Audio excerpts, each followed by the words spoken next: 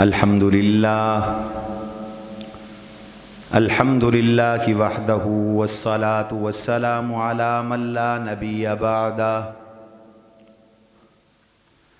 وعلی آلہ واصحابہ الذین اوفوا عہدہ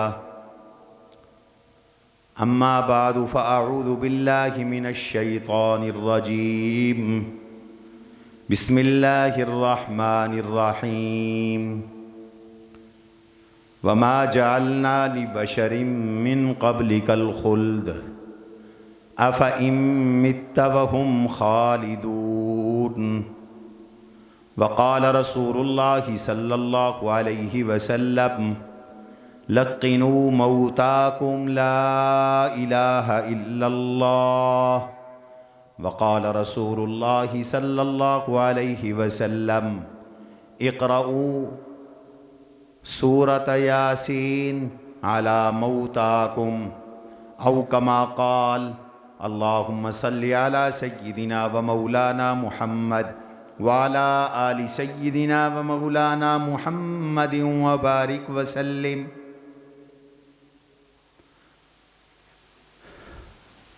گرامی قدر سامعین مکرم، حضرت سیدنا ابو بکر صدیق رضی اللہ تعالی عنہ پر آپ نے عزیز مکرم مولانا محمد عمیر سلمہ سے بیان سنا۔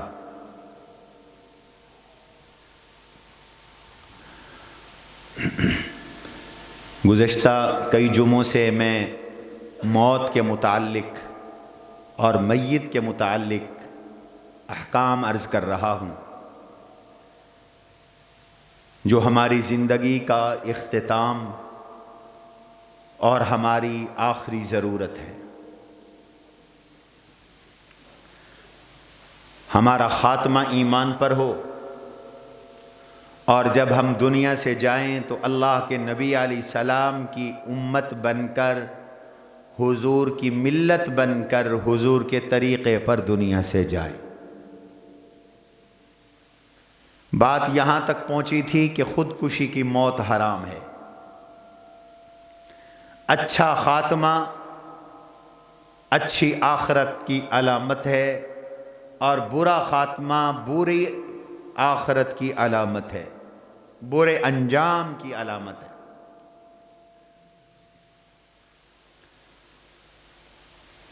جب مرض الوفات شروع ہو جائے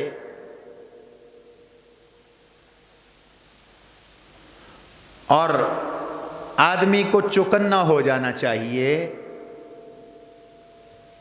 توبہ استغفار کی طرف متوجہ ہو جانا چاہیے،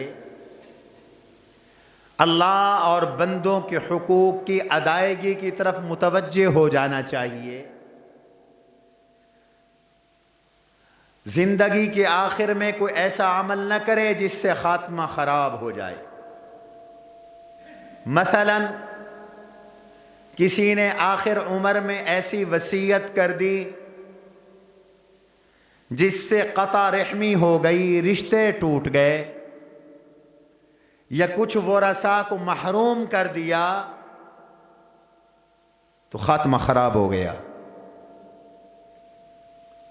جناب رسول اللہ صلی اللہ علیہ وسلم کا ارشاد گرامی ہے، ایک آدمی 40 سال یا فرمایا 70 سال اللہ تعالیٰ کی عبادت کرتا ہے، نیکی کرتا ہے، لیکن اپنی عمر کے آخری حصے میں کوئی ایسا عمل کرتا ہے جس کے ساتھ وہ جہنم کی گڑھے میں جا کے گر جاتا۔ مثلا لوگ وصیت کر دیتے ہیں کہ میری وراثت میری بیٹیوں کو نہ دی جائے، یا بیٹیوں سے کہہ دیتے ہیں بیٹا تم نے وراثت نہیں لینی، یا بیٹوں سے کہہ دیتے ہیں کہ میرا رقبہ میری جائیداد اپنے نام لگوا لو تاکہ کل کو تمہاری بہنیں وارث نہ بنیں۔ یہ سوء خاتمہ ہے، یہ برا خاتمہ ہے، یہ حرام ہے۔ رحمت عالم صلی اللہ علیہ وسلم نے ارشاد فرمایا جس شخص نے اپنے کسی وارث کو وراثت سے محروم کیا، اللہ تعالیٰ اس کو جنت کی وراثت سے محروم فرما دیں گے۔ جنت بھی وراثت ہے، آدم علیہ السلام کی وراثت ہے جنت۔ ہمارے ابا آدم علیہ السلام جنت میں رہتے تھے، شیطان نے نکلوایا، اور ہر کافر کا گھر جنت میں اور ہر مسلمان کا ایک گھر جہنم میں بھی ہے۔ تو کافر جہنم میں مسلمان کا وارث بن جاتا ہے، اور مسلمان جنت میں کافر کے گھر کا وارث بن جاتا ہے۔ اس لیے فرمایا جو اپنے کسی وارث کو دنیا میں وراثت سے محروم کرے گا، اللہ اسے جنت کی وراثت سے محروم کر دیں گے۔ یہ ہمارے اس سرائیکی خطے کا گندا رواج ہے۔ بہنوں کو اور عورتوں کو وراثت نہیں دی جاتی، اور جو لوگ عورتوں کے حقوق کے نام پر گلے پھاڑتے ہیں اور بک بک کرتے ہیں، قرآن کو بھی، دین کو بھی، شریعت کو بھی، وہ بھی عورتوں کو وراثت دینے کے لیے مخلص نہیں ہے۔ کیوں نہیں دیتے عورتوں کو وراثت؟ اللہ کہتے ہیں مال میں نے دیا ہے، قانون بھی میرا ہے، اور اللہ نے قانون بیان کیا، یوصیکم اللہ فی اولادکم للذکر مثل حظ الانثیین، للذکر مثل حظ الانثیین۔ یہاں اصل وارث بنایا گیا ہے بیٹیوں کو۔ یوصیکم اللہ فی اولادکم، اللہ تمہیں تاکیدی حکم دے رہے ہیں، پکا حکم دے رہے ہیں، پختہ حکم دے رہے ہیں۔ وصیت پختہ بات کو کہتے ہیں۔ جیسے وصیت سنتے ہو ایسے اللہ کی یہ بات سنو، للذکر مثل حظ الانثیین۔ جب وراثت بانٹو تو 2 بیٹیوں کو پہلا حصہ دو، اور 2 بیٹیوں کے برابر پھر 1 بیٹے کو حصہ دو۔ اگرچہ بیٹے کا حصہ دگنا ہے، بیٹی کا حصہ آدھا ہے، لیکن بیٹی کو پہلے دو، بیٹے کو بعد میں دو۔ للذکر مثل حظ الانثیین۔ اسلوب قرآن بتلا رہا ہے کہ بیٹی وراثت میں پہلے ہے، بیٹا بعد میں۔ تو کون ہوتا ہے بیٹی کو محروم کرنے والا؟ اور ایک مسئلہ اور بھی یاد رکھو، آج کل لوگ اپنے بعض بچوں کو عاق کر دیتے ہیں جائیداد سے۔ یہ انگریز کا قانون ہے۔ شریعت میں کسی وارث کو عاق کرنا بھی جائز نہیں ہے۔ اگر کوئی نافرمان ہے تو وہ اللہ کا مجرم ہے، اللہ اس سے خود مواخذہ فرمائیں گے۔ تم کون ہوتے ہو کسی وارث کو عاق کرنے والے، محروم کرنے والے؟ کوئی کسی کو عاق نہ کرے۔ عاق شریعت میں ہوتا ہے چند وجوہ سے۔ جو وارث بن رہے ہیں ایک دوسرے کے، ان میں سے ایک مسلمان ہو دوسرا کافر ہو، ایک دوسرے کے وارث نہیں بنیں گے، عاق ہوں گے، محروم ہوں گے۔ اختلاف دین، اختلاف دارین، قتل اور رقیت، یہ 4 اسباب ہیں جو وراثت سے محروم کرتے ہیں۔ بس وارث نے مورث کو قتل کیا ہے، اس کی وراثت میں اس کا کوئی حصہ نہیں ہے۔ قاتل کو وراثت نہیں ملے گی۔ کسی بدبخت شقی القلب بیٹے نے باپ کو قتل کر دیا، وراثت سے محروم ہوگا۔ کسی شقی القلب بیٹی نے باپ کو یا ماں کو قتل کر دیا، وراثت سے محروم ہوگی۔ کوئی کافر ہو گیا، باپ مسلمان تھا، وراثت سے محروم ہوگا، وراثت نہیں ملے گی۔ کوئی غلام تھا، اب دنیا میں کوئی غلام نہیں، جب کوئی غلام تھا تو اس کو وراثت نہیں ملے گی۔ کوئی ایک دارالاسلام میں رہتا ہے، دوسرا دارالحرب میں رہتا ہے، اس کو بھی وراثت نہیں ملے گی۔ باقی کسی وارث کو عاق کرنا بھی جائز نہیں۔ اور بھی کوئی ایسا عمل نہ کرو جو خاتمے کی خرابی کا ذریعہ بن جائے۔ توبہ اور استغفار بڑھا دو، اور جب کسی آدمی کی موت کا وقت قریب آ جائے، محسوس ہونے لگے کہ اب اس کی موت کا وقت قریب آ گیا ہے،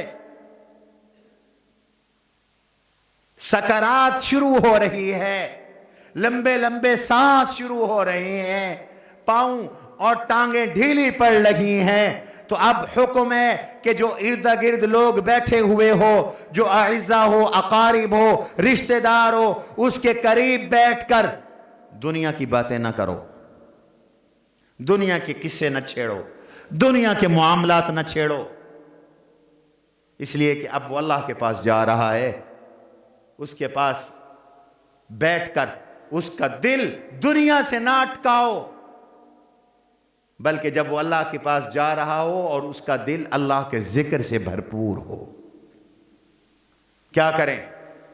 فرمایا لقنوا موتاکم لا الہ الا اللہ،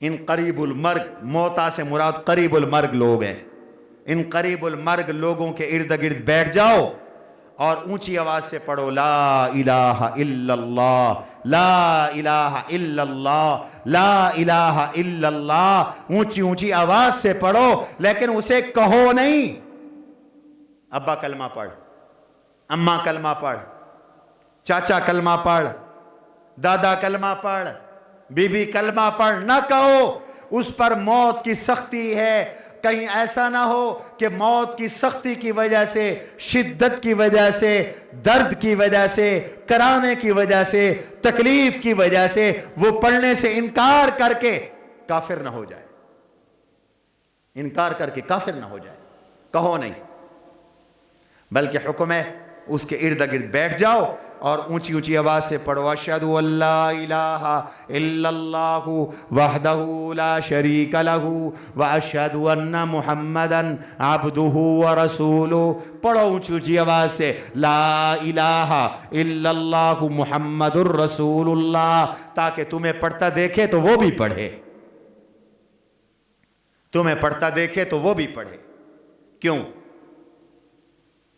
اس لیے کہ آقا فرماتے ہیں من کان آخر کلامہ لا الہ الا اللہ دخل الجنہ، من کان آخر کلامہ لا الہ الا اللہ دخل الجنہ، جس کا دنیا سے جاتے ہوئے آخری بول، زبان پہ آنے والی آخری کلام لا الہ الا اللہ ہے، وہ جنت میں جائے گا، اس کا خاتمہ ایمان پہ ہو گیا، یہ جنت میں جا رہا ہے، دخل الجنہ۔ اس لیے ہر بندہ کوشش کرے کہ جب دنیا سے جا رہا ہو تو زبان پہ کلمہ طیبہ کا ورد ہو، کلمہ شہادت کا ورد ہو، لا الہ الا اللہ پڑھتے ہوئے دنیا سے جا رہا ہو۔ اور دوسرا کام یہ کرو کہ کسی کو جب سکرات شروع ہو جائے، غرغرہ شروع ہو جائے، اس کے ارد گرد بیٹھ کر سورہ یاسین کی تلاوت کرو، سورہ یاسین پڑھو۔ حضور علیہ السلام نے حکم دیا زندوں کو کہ وہ بھی سورہ یاسین پڑھیں، اور مردوں کے پاس بیٹھ کر بھی سورہ یاسین پڑھو، اس سے روح کے نکلنے میں آسانی ہوتی، اس سے موت کی شدت میں تخفیف ہوتی، اس سے موت کی سختی ہلکی ہوتی۔ سورہ یاسین پڑھو اور خود پڑھو، بابا پڑھنا سیکھو، اپنے بچوں کو بھی قرآن پڑھاؤ، عمر بڑی ہی کیوں نہیں، اب بھی سورہ یاسین پڑھو، یاد کرو، زبانی حفظ کرو، اس کی ضرورت ہر وقت پیش آتی ہے، مرتے وقت جب کوئی عزیز دنیا سے جا رہا ہے اس وقت بھی ضرورت پیش آتی ہے، فرمایا سورہ یاسین پڑھو۔ ہم نے ہر کام مولویوں کے سپرد کر دیے، نہلائے بھی مولوی، سورہ یاسین بھی مولوی پڑھے، بابا ہر کام کرائے پہ نہیں ہوتا، کچھ کام اپنے کرنے کے ہوتے ہیں، خود کرو۔ اور جو دنیا سے جا رہا ہے مرض الموت میں ہے یا اس کی سکرات شروع ہو گئی ہے، اللہ اس کو اگر استقامت عطا کرے تو وہ یہ دعا پڑھے جو حضور علیہ الصلوۃ والسلام نے اپنے آخری وقت میں دعائیں پڑھی تھیں۔ پہلی دعا آپ نے پڑھی تھی، اللہم اعنی علی غمرات الموت وسکرات الموت۔ یہ دعا یاد کرنی چاہیے، اللہم اعنی علی غمرات الموت، اللہم اعنی علی سکرات الموت۔ یا اللہ موت کی سختی میں میری مدد فرما، موت کی شدت میں میری مدد فرما۔ یہ دعا یاد کرے، پڑھے اس دعا کو، اللہم اعنی علی غمرات الموت، اللہم اعنی علی سکرات الموت۔ حضور علیہ الصلوۃ والسلام کے آخری لمحات امی عائشہ نے بیان کیے۔ امی عائشہ کے پاس تھے حضور، وہ فرمایا کرتی تھیں اللہ نے مجھے کچھ خصوصیات عطا کی۔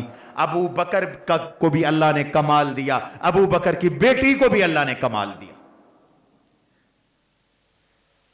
غزوہ ذات السلاسل میں عمر بن عاص کہتے ہیں میں نے حضور سے پوچھ لیا آقا من احب الناس الیکا، آپ کو کائنات میں سب سے زیادہ محبوب کون ہے؟ تو میرے آقا نے برجستہ فرمایا عائشہ، مجھے پوری کائنات میں سب سے زیادہ محبوب عائشہ ہے۔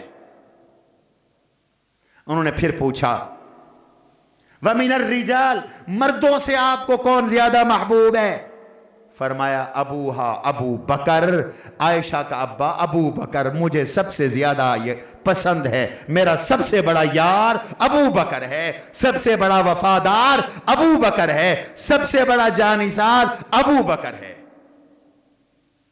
اس لیے امت کا عقیدہ ہے افضل البشر بعد الانبیاء ابو بکر ہے۔ کیوں؟ حضور نے خود فرمایا کہ سب سے زیادہ محبوب مجھے ابو بکر ہے۔ کیوں؟ اس لیے کہ تمام صحابہ نے، حضور کے صحابہ نے حضرت ابو بکر سے کہا تھا، حضرت عمر نے ترجمانی کی تھی انت خیرنا وانت احبنا، پوری کائنات میں سب سے افضل صحابہ اور صحابہ میں سب سے افضل اور سب سے محبوب ابو بکر آپ ہیں۔ اور حضرت علی نے بھی فرمایا تھا اپنے بیٹے محمد ابن حنفیہ سے، بخاری کی روایت ہے کہ حضور کے بعد سب سے افضل ابو بکر ہیں اور ابو بکر کے بعد عمر ہیں۔ مسند احمد کی روایت میں ہے اپنے شاگرد ابو جحیفہ سے فرمایا تھا کہ افضل الامت بعد النبی صلی اللہ علیہ وسلم ابو بکر ثم عمر، اس امت میں سب سے افضل حضور کے بعد ابو بکر ہیں پھر عمر ہیں۔ حضرت علی نے بھی اس حقیقت کا اعلان کیا اور پوری امت کا اس پر اجماع ہے کہ حضور کے بعد سب سے افضل کون ہے؟ سارے بولو ابو بکر۔ حضرت عائشہ کو بھی اللہ نے کمالات دیے، فرماتی تھیں حضور میرے حجرے میں فوت ہوئے، میں حضور کی کماری اکیلی اکلوتی بیوی تھی جو کماری تھی۔ فرماتے تھے مات رسول اللہ صلی اللہ علیہ وسلم بین سحری و نحری، یہاں حضور کا سر تھا، حضور کا وصال ہوا۔ فرماتی تھی مجھے اللہ نے یہ بھی خصوصیت دی کہ آخری وقت میں میرا لعاب حضور کے لعاب میں شامل ہوا۔ میرا بھائی عبد الرحمن آیا، اس کے ہاتھ میں مسواک تھا، آپ نے اشارہ کیا، میں نے عبد الرحمن سے کہا مسواک لاؤ، وہ مسواک لائے، میں نے پیش کیا، اشارہ کیا چبا کے دو، میں نے مسواک چبایا، میرے آقا نے میرا چبایا ہوا مسواک بن دھوئے خود استعمال فرمایا، پھر اللہ کو پیارے ہو گئے۔ امی عائشہ کہتی ہیں حضور یہ دعا کر رہے تھے اللہم اعنی علی غمرات الموت و سکرات الموت، پانی کا ایک پیالہ آپ کے پاس تھا، آپ اس میں ہاتھ ڈالتے پھر اپنے اوپر ملتے اور فرماتے عائشہ الا ان للموت سکرات، موت کی سختی ہوتی۔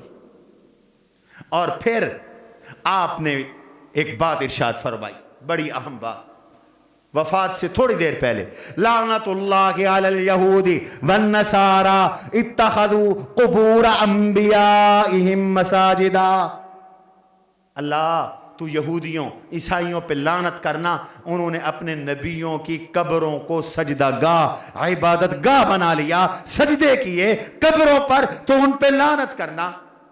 اور پھر دعا مانگی، اللہم لا تجعل قبری وثنا یعبد، یا اللہ میری قبر کو تو بت نہ بنا دینا جس کی پوجا پاٹ کی جائے۔ اشارہ کیا خبردار میری قبر پہ کوئی سجدے نہ کرے، میری قبر کا کوئی طواف نہ کرے، میری قبر کو بت سمجھ کر کوئی نہ پوجے، عبادت اللہ کی ہے، سجدہ اللہ کا ہے۔ حضور نے یہ وصیت فرمائی۔ آج کتنے افسوس کی بات ہے کہ حضور نے آخری لمحات میں جس گندے کام سے روکا، شرکیہ عمل سے روکا، آج آپ کی شجاع آباد پوری دنیا میں بدنام ہو گیا کہ پرسوں آپ کے خانپور قاضیاں میں مزار کا طواف کیا گیا، باقاعدہ طواف، اور بدبخت اور خدا کے دشمن، رسول کے دشمن، وہ طواف بھی کر رہے ہیں، کہہ رہے ہیں لبیک اللہم لبیک لبیک، گویا کہ یہاں اللہ موجود ہے، نعوذ باللہ من ذالک۔ قبر کا طواف بدترین، قبیح اور گندی ترین حرکت، حرام۔ حضور علیہ الصلوۃ والسلام کے روضہ اطہر کے بارے میں تمام فقہاء نے لکھا طواف کرنا حرام ہے، اور اگر کوئی مستحب سمجھ کر طواف کرتا ہے تو پکا مشرک، کافر ہے، مرتد ہو گیا۔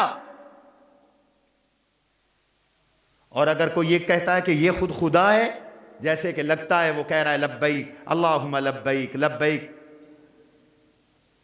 تو اس کا معنی یہ ہے کہ وہ خدا، پیر صاحب کو خدا سمجھ رہا ہے۔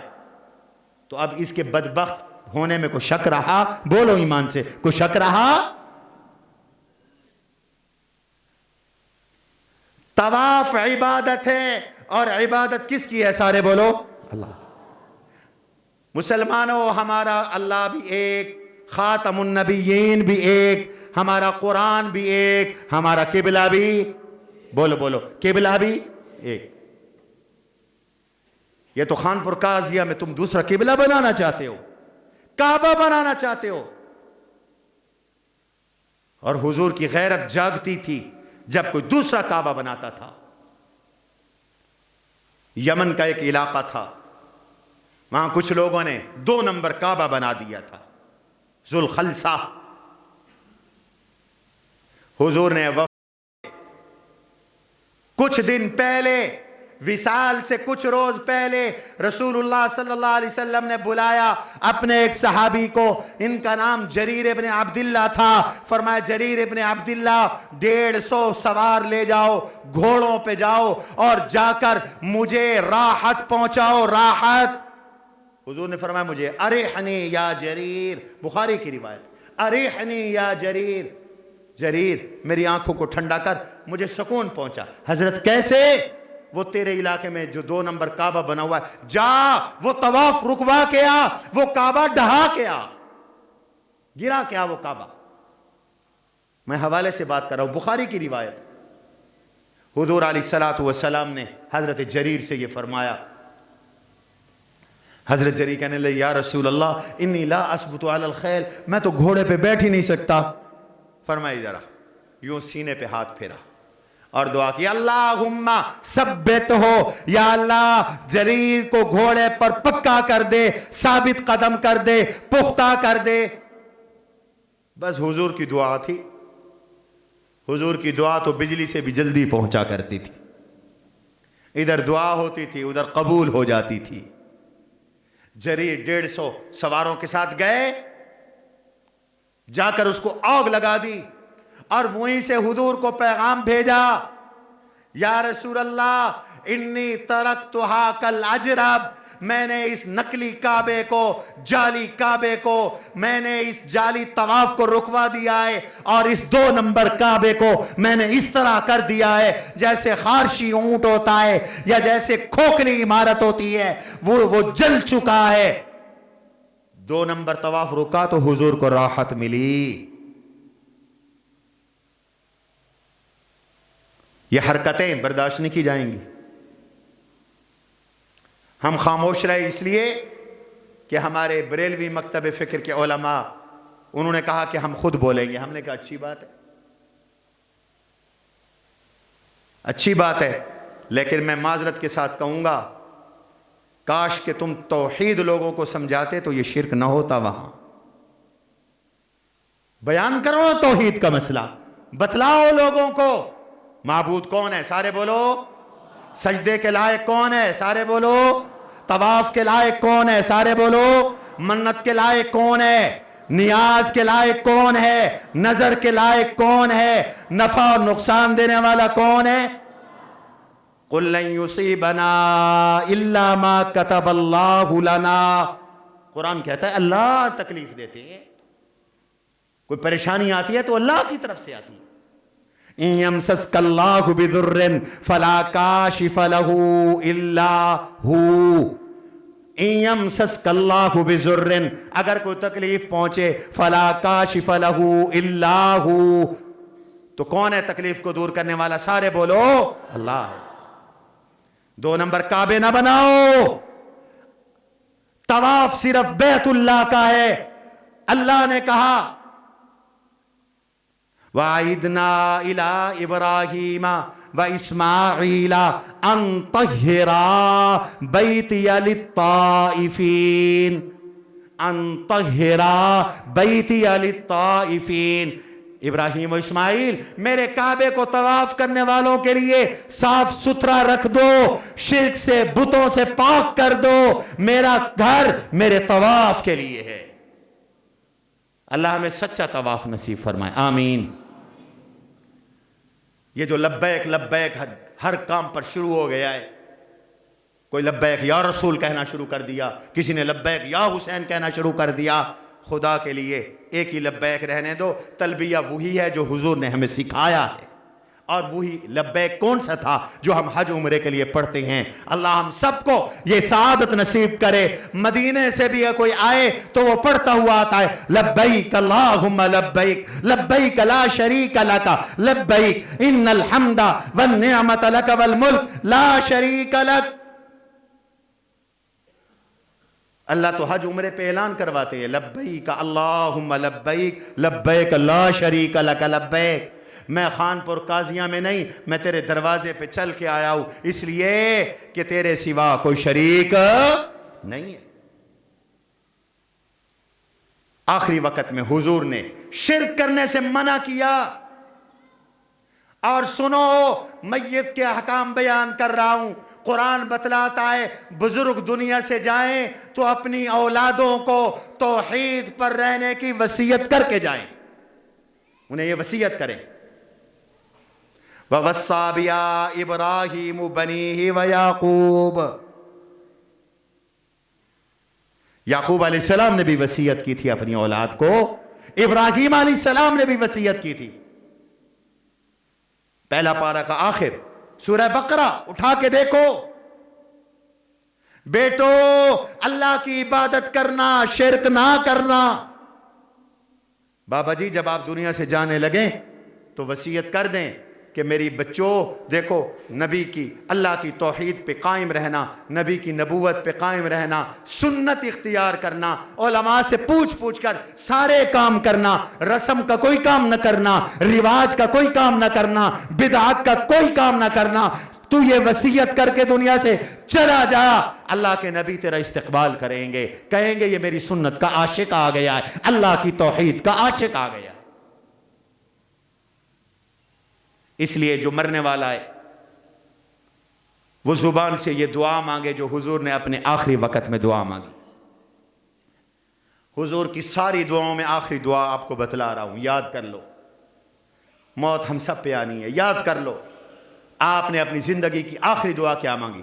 اللہم اغفر لی وارحمنی والحقنی بالرفیق الاعلی. یہ حضور کی آخری دعا ہے. وَكَانَ آخر دعائه صلی اللہ علیہ وسلم، کتابوں میں لکھا ہے یہ حضور کی آخری دعا تھی. کہو سارے اللہم اغفر لی وارحمنی وَأَلْحِقْنِي بِالرَّفِيقِ الْأَعْلَى، اللہم اغفر لی، یا اللہ مجھے معاف فرما دے، وارحمنی، مجھ پہ رحم فرما دے، وَأَلْحِقْنِي بِالرَّفِيقِ الْأَعْلَى، مجھے جنت کے اعلیٰ مقام میں پہنچا دے۔ یہ حضور نے فرمایا اور حضور کی روح مبارک پرواز کر گئی۔